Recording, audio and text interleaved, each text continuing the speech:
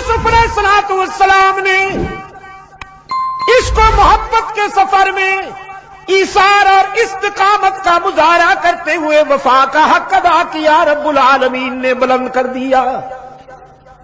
رحمت عالم صلی اللہ علیہ وسلم نے بھی اس کو محبت کے سفر میں وفا کا وہ معیار قائم کیا کہ اللہ نے ایسا انعام عطا کیا ہے کہ ایسا انعام ملا ہی کسی کو نہیں۔ باقی تمام انبیاء اور رسول کو معراج ہوئے، مگر فرش پر اللہ نے اپنے محبوب کو معراج عطا کی۔ اس میں بڑا خوبصورت استعارہ ہے، بڑا ہی دل نشین کنایا ہے اہل بصیرت کے لیے۔ موسیٰ کو معراج فرش پر، ابراہیم کو معراج فرش پر، نوح کو معراج فرش پر، عیسیٰ علیہ السلام کو معراج فرش پر، باقی جسے بھی یہ اعزاز عطا ہوا فرش پر رحمت عالم صلی اللہ علیہ وسلم کہاں نظر آتے ہیں؟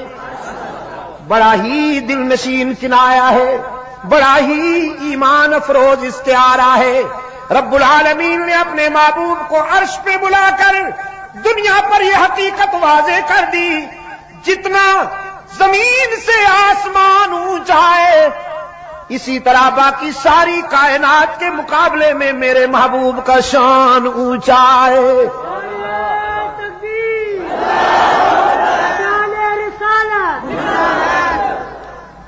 سبحان الذی اسری بعبدہ لیلا من المسجد الحرام الی المسجد الاقصی۔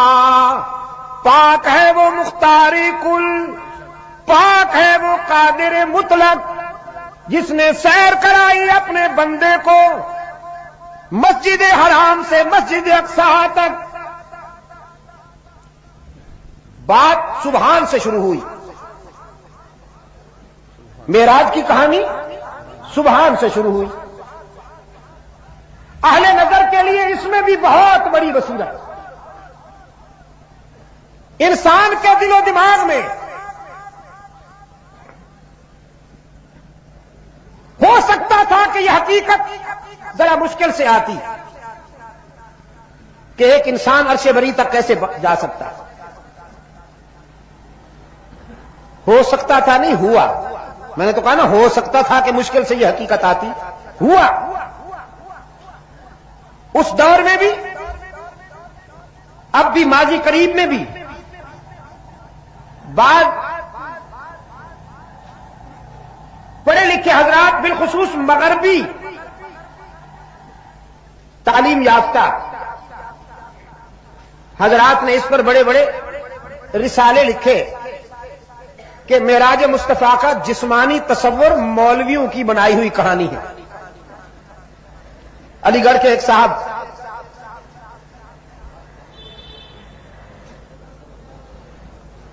اللہ تعالیٰ انہیں معاف کرے، ہم تو یہی کہہ سکتے ہیں نا جی، نرم سے نرم الفاظ، اللہ انہیں معاف کرے۔ وہ اس کے قائل تھے، بڑی شدید سخت زبان میں تردید کرتے تھے کہ جسمانی معراج نہیں ہوا، یہ خواب کا مسئلہ تھا، روحانی سفر تھا۔ انسان اپنے جسم عنصری کے ساتھ افلاک کی بلندیوں سے کیسے گزر سکتا ہے؟ قرآن کریم نے اس واقعے کو بیان کرتے ہوئے سبحان کا لفظ لے آیا، ان کو یہ بتانے کے لیے کہ انسان تو افلاک کی بلندیوں پر نہیں جا سکتا، لیکن اللہ کو یہ اختیار ہے، وہ چاہے تو لے جا سکتا۔